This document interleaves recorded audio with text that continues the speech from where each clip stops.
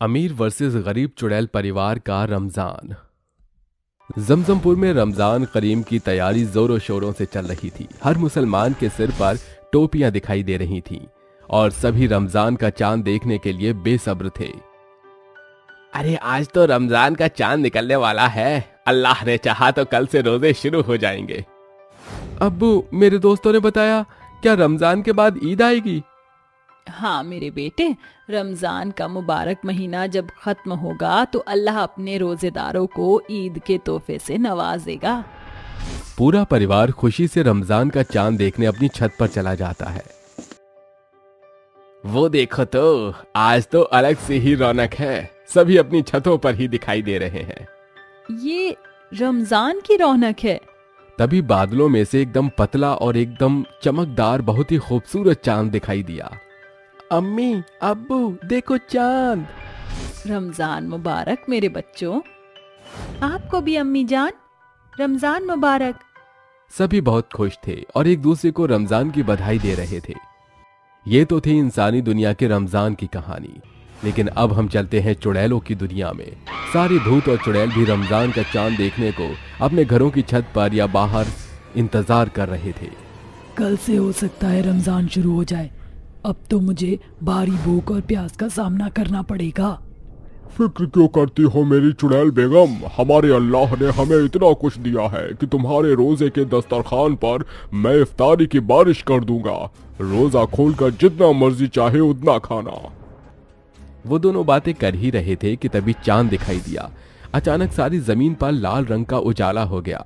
भूतिया जानवर भयानक आवाज में जोर जोर से रोने और चिल्लाने लगे। चमगादड़ भी अपनी पूरी रफ्तार पर उड़ने लगे और सभी तरफ भूतों और चुड़ैलों की भयंकर हंसी गूंजने लगी। चांद लाल रंग का दिखाई दे रहा था। ये आवाजें मेरे कानों को बड़ा सुकून देती हैं। ये भयानक जानवरों का रोना और चिल्लाना मन करता है कि कभी खत्म ही ना हो। एक तरफ अमीर परिवार में रमजान के आने की बेफिक्री से खुशी मनाई जा रही थी, तो वहीं दूसरी तरफ अब तो कल से रमजान भी शुरू है, मुझे भी कोई काम वाम देख ही लेना चाहिए। ये आप क्या कह रहे हो? आपकी तबीयत कितनी खराब है, ऐसे में काम नहीं। मैं रजिया जी के यहाँ काम कर तो रही हूँ। लेकिन तुम रमजान की हालत में काम कैसे करोगी? सब अल्लाह हिम्मत देगा। नगीना एक गरीब चुड़ैल थी और वो रजिया के यहाँ साफ सफाई का काम किया करती थी।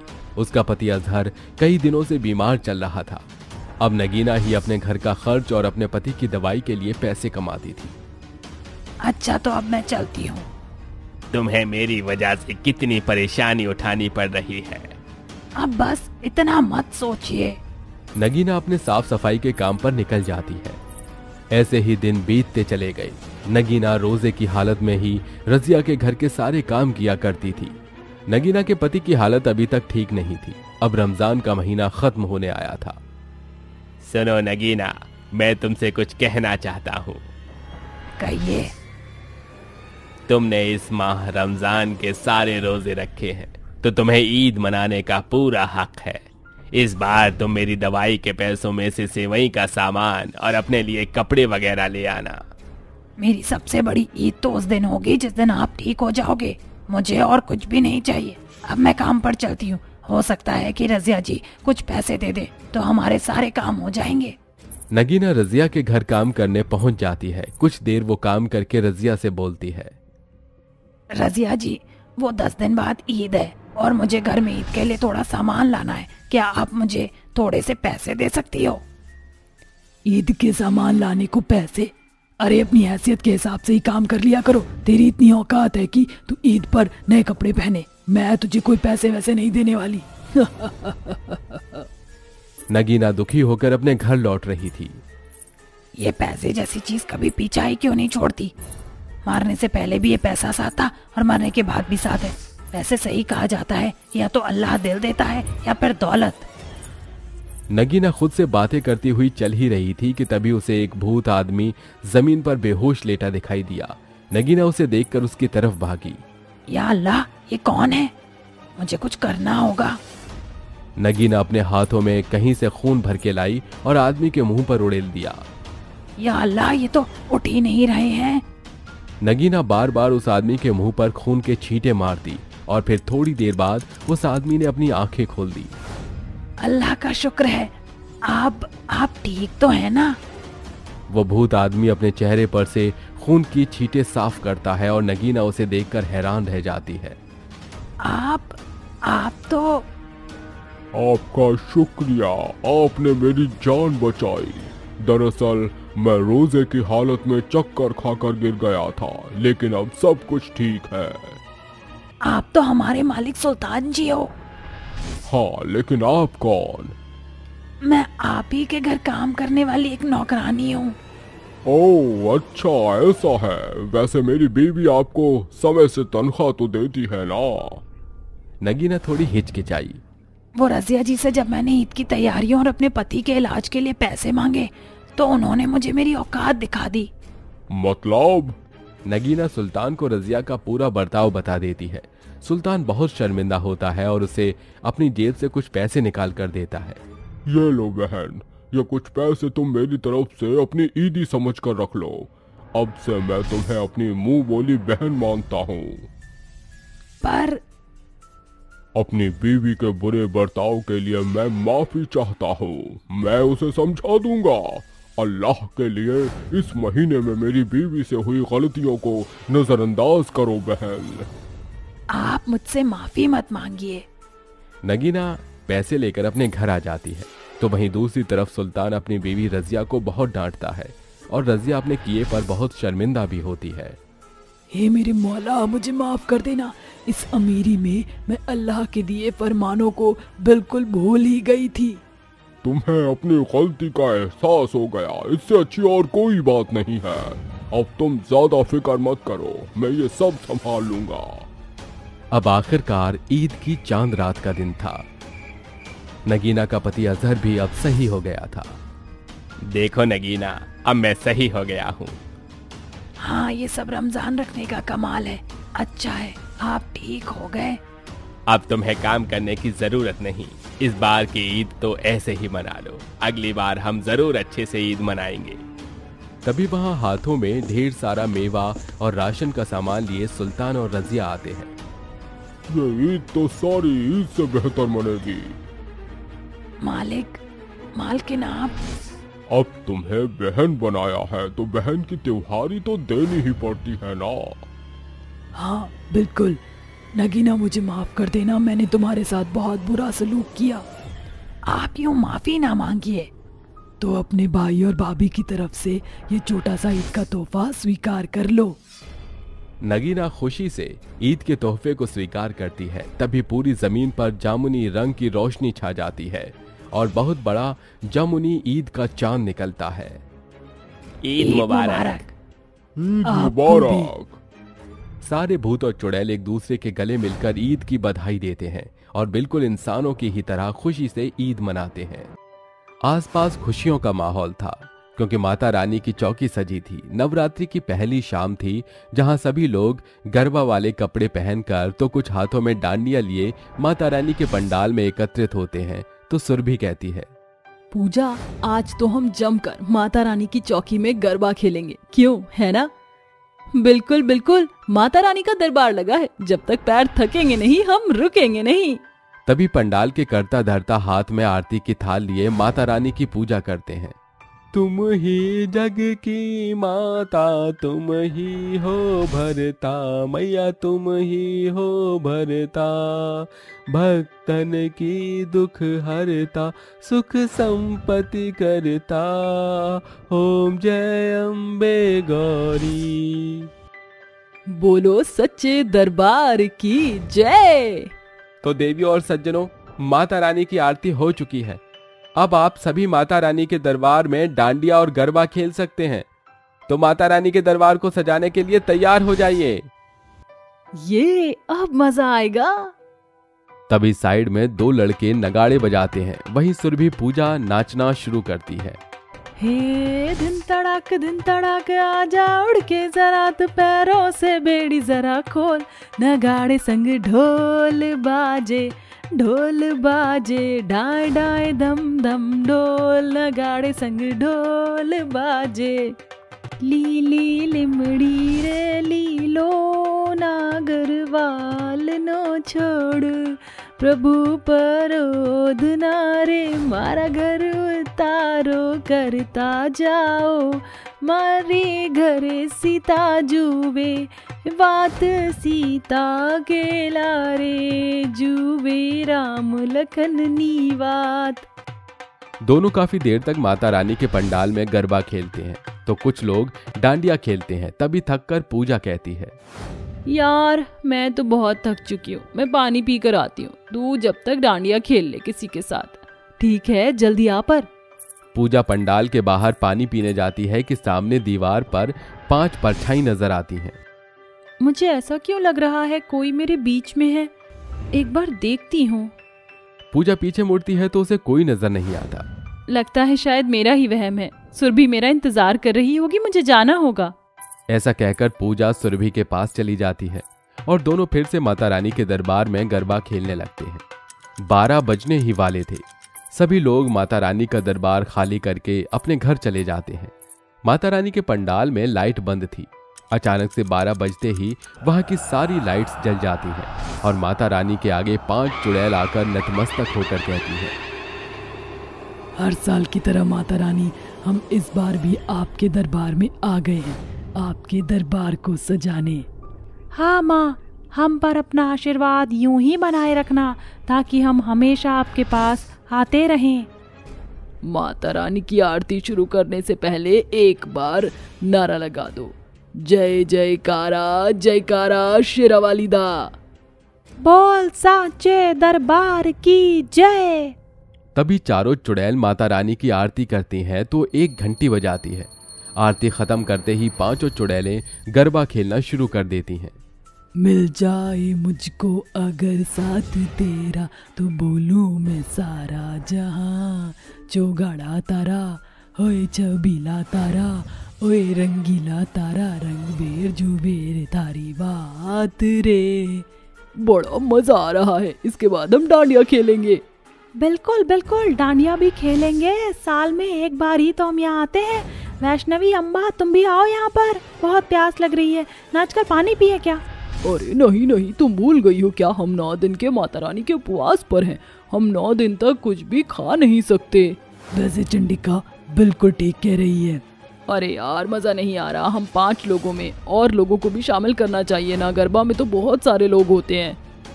मैं अभी यही कहने वाली थी, और जब कोई इंसान हमें यहाँ दिखेगा नहीं तब तक कैसे? इंतजार करो, कोई ना कोई आ ही जाएगा। हर साल नवरात्रि अच्छे से मनाया, इस बार भी पूरे जश्न के साथ मनाएंगे। 5 चुड़ैल फिर से गरबा खेलने लगती हैं। तभी एक लड़की लड़के का हाथ पकड़कर उससे बातें करते हुए पंडाल की ओर आ जाती है। यार रात में कितना अच्छा लगता है ना, कोई ना हो और बस हम दोनों हो। इसीलिए तो मैं तुम्हें यहाँ ले आया कि डर भी न लगे। माता रानी के पंडाल के पास लोग लॉन्ग ड्राइव पर जाते हैं और हम लॉन्ग वॉक पर आ गए हैं। हाँ हाँ बिल्कुल, सच में सुनील तुम बहुत अच्छे हो, तुमसे शादी करने को बेताब हूँ। तुम मेरे साथ यहाँ पर कुछ समय पहले गरबा खेलने क्यों नहीं आए? यार ऑफिस में बहुत सारा काम था, इसलिए नहीं आ पाया टाइम पर। बात करते करते वो 5 चुड़ैल के सामने आ जाते हैं और 5 चुड़ैल उन्हें देखकर कहती हैं, कोई बात नहीं, अगर तुम अपने प्रेमी के साथ थोड़ी देर पहले गरबा नहीं खेल पाई तो अब खेल लो, अब तो हम भी हैं।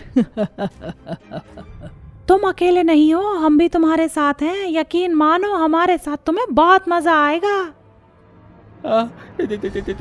चुड़ैल वो भी 5 चुड़ैल, सुनील सुनील भागो, मुझे अब कोई गरबा नहीं खेलना, मने खूब छवि लागे छे। मैं हूँ अम्बा और तुम मेरे साथ करोगे चैया चैया। तुम्हें बन्ने डांस करो। वो दोनों उनसे बहुत डर जाते हैं। फिर चुड़ैल उन दोनों को मार देती है, जिसके बाद वो उनकी तरह बन जाते हैं और गरबा खेलने लगते हैं। डोलीदा डोल रे वगाड़ मारे हिचले विचे। अरे वाह, तुम लोगों के साथ तो अब मुझे भी भूत बनकर बहुत मजा आ रहा है। वाह, असली मजेदार गरबा तो अब खेला है। कहा था ना हमने तुम्हें, हमारे साथ बहुत मजा आएगा। अगर तुम्हें 12 बजे के बाद कोई भी इंसान दिखे तो उन्हें भी मारकर अपने जैसा बना दो, ताकि हम अपने बड़े से समूह में गरबा का आनंद लें। ठीक है, हम समझ गए हैं। इस तरह वो नवरात्रि का पहला दिन गरबे में बड़े जोर शोर से मनाते हैं और अगले दिन भी पांचों चुड़ैल और भूत रात के 12 बजे के बाद आकर गरबा और डांडिया खेलते हैं। एक बार उन्हें 2 आदमी दिखे थे। चुड़ैल रश्मि, भूतिया सुनील उन्हें मारकर अपने जैसा बना लेते हैं। फिर 7वें दिन और भी भूत और चुड़ैल गरबे में शामिल होकर माता रानी के पंडाल में गरबा करते हैं। एक एक करके वो कुछ लोगों को मार डालते हैं। ऐसे ही एक दिन प्रीतम नाम का एक आदमी पंडाल की लाइट जली हुई और इतने सारे भूत और चुड़ैल को देखकर कहता है, भूत चुड़ैल वो भी इतने सारे, अरे भाग जाता हूँ वरना ये तो मार डालेंगे। अरे देखो वो लड़का भाग रहा है, हमें उसे भी अपनी तरह ही बनाना है। ए, भागने की कोशिश मत कर। अम्बा चुड़ैल उस प्रीतम को पकड़ लेती है। बच के कहाँ जाएगा, अब तो हमने तुझे पकड़ लिया।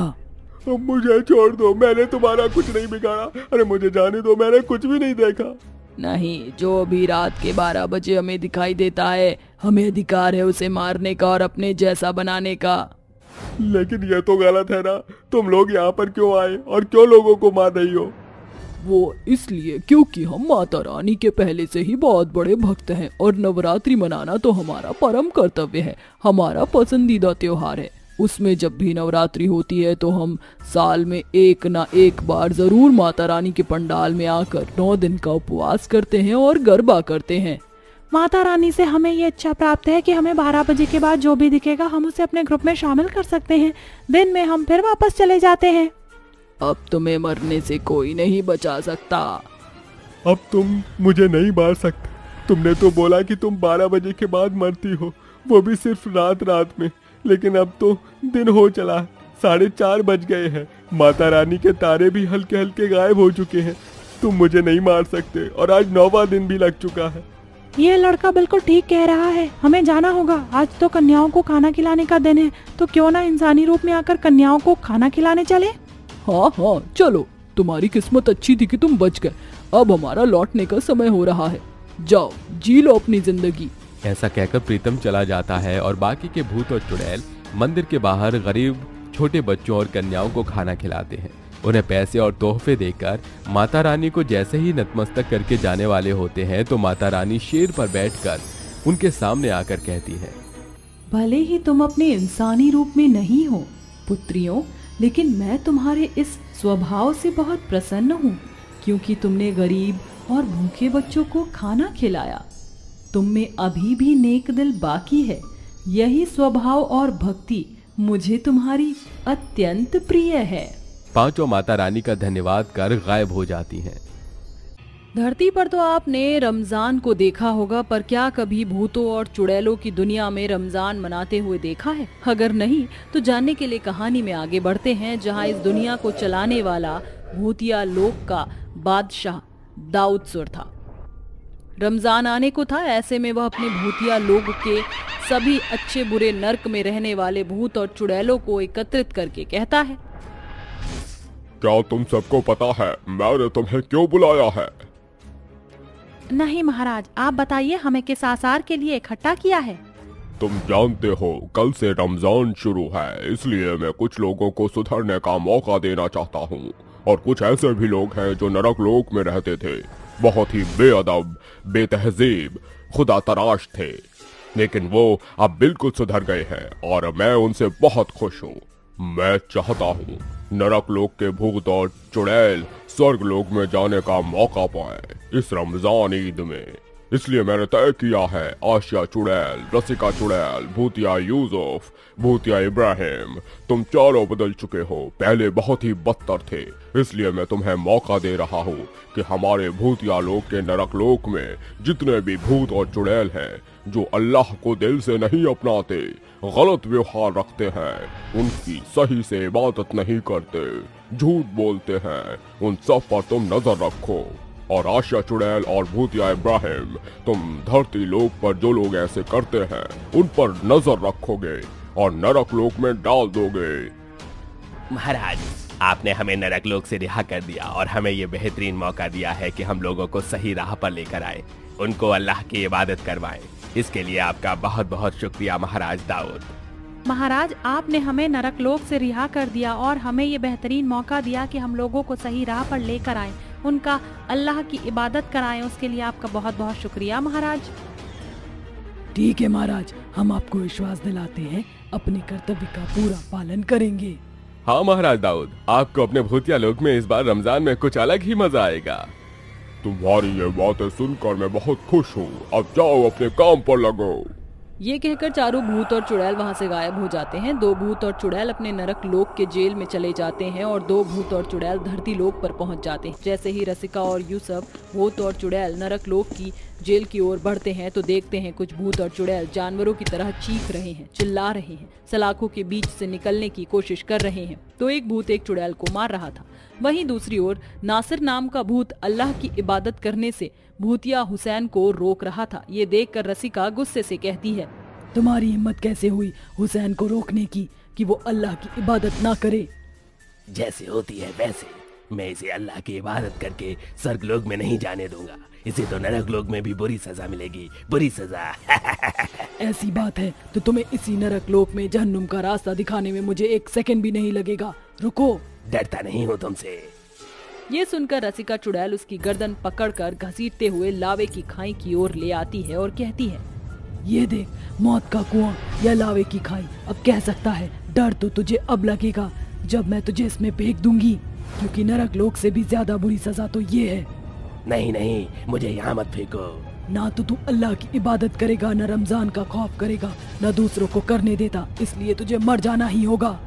ये कहते ही रसिका चुड़ैल उसे लावे की खाई में फेंक देती है। वहीं दूसरी ओर भूतिया यूसुफ दूसरे भूतों को सबक सिखाता है जो कि एक चुड़ैल को मार रहा था। अरे तेरी हिम्मत कैसे हुई एक चुड़ैल पर हाथ उठाने की? तुम्हारा क्या होगा जानता है ना? रमजान के पाक महीने में ऐसा कुछ नहीं करते। इससे या तो माफी मांगकर रमजान के महीने में खुद को सुधार ले, वरना हम तुझे भी मार देंगे। नहीं नहीं, ऐसा मत करो। मैं अपनी पत्नी से माफी मांगता हूँ। शाजिया, मुझे माफ कर दो। मैंने तुम्हारे ऊपर बहुत अत्याचार किया है, लेकिन अब रमजान में तुम्हारे साथ रोजा रखूंगा। ये सुनकर शाजिया शोएब के गले लग जाती है। फिर दोनों रमजान के रोजा रखते हैं। इस तरह रसिका चुड़ैल और भूतिया यूसुफ मिलकर नरकलोक के भूत और चुड़ैलों को सुधार रहे थे, उन्हें दाऊद के सामने पेश करके सजा दे रहे थे और खुद भी। वहीं दूसरी ओर आशिया, अब्राहम, भूत और चुड़ैल धरती लोक पर सबक सिखा रहे थे। रमजान के पाक महीने में शाहरुख ने रोजा नहीं रखा। एक दिन वो अपने दोस्तों को घर बुलाता है, जहाँ मेज पर स्वादिष्ट मांसाहारी दांतों से काट कर खा रहा था और कहता है, अरे अरे आओ आओ, तुम चारों मेरे साथ ये love you chicken tikka chicken kebab leg piece खाओ, अरे मजा आ जाएगा। अरे शाहरुख, तू पागल है क्या? रमजान के पाक महीने में हमने रोजा रखा है, तू तो हमारे सामने गोश्त खा रहा है और हमारा रोजा छुड़वाना चाहता है। तुझे शर्म नहीं आती? अल्लाह तुझे माफ नहीं करेगा। अरे अरे, कुछ नहीं रखा इस रमजान में। हाँ, खाओ पियो मौज करो। वैसे भी अल्लाह हमारी कामों की सजा हमें दे देते हैं। चल आकर खा। शाहरुख जबरदस्ती अपने दोस्त अब्दुल को मांसाहारी पीस खिला रहा था। इतने में वहाँ इब्राहिम, भूत और चुड़ैल आशिया आकर उसकी गर्दन पकड़कर पटक पटक कर मारते हैं और कहते हैं, तूने एक पाक महीने में बहुत बड़ा गुनाह किया है, अल्लाह तुझे माफ नहीं करेगा और हम तुझे छोड़ेंगे नहीं। अरे शर्म नहीं आती तुझे किसी का रोजा खराब करवाते हुए? अब तुझे नरक लोक जाने से कोई नहीं रोक सकता। तभी भूतिया अब्राहम उसे नरक लोक की जेल में पटक देता है। फिर चुड़ैल आशिया एक घमंडी सास को उसकी बहू पर अत्याचार करते हुए देखती है। देख बहू, अगर तूने इस पाक महीने में रोजा नहीं रखा तो मैं तुझे घर से बाहर निकाल दूंगी। तुझे रोजा रखना ही होगा हमारे पोते की सलामती के लिए। अम्मी जान, आप ये कैसी बातें कर रही हैं? खुदा का खैर कीजिए, मैं गर्भवती हूँ। आप ऐसे में मुझसे जबरदस्ती रोजे नहीं रखवा सकती। अल्लाह की इबादत दिल से होनी चाहिए और मैं दिल से करती हूँ। मैं रोजा नहीं रख सकती, मैं इस वक्त कमजोर हूँ। बस बुढ़िया, बहुत हुआ। तूने अपनी बहू को इतना परेशान कर लिया कि तेरी एंट्री नरक लोक में हो चुकी है। चुड़ैल, नहीं नहीं, मुझे नरक लोक नहीं जाना।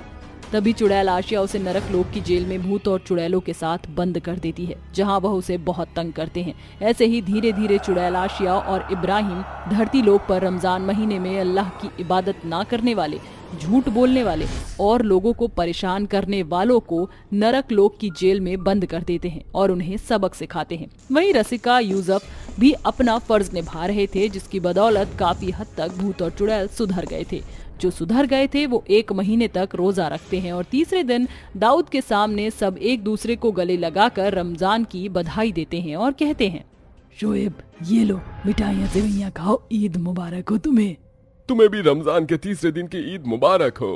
तुम भी मेरे हाथ से सेवइयाँ खाओ।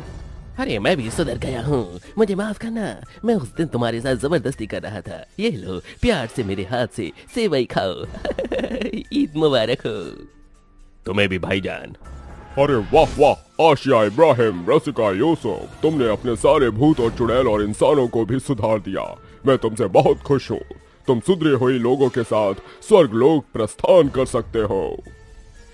शुक्रिया दाऊद महाराज, आपको ईद बहुत बहुत मुबारक हो। ऐसे नहीं, गले लगो, आओ।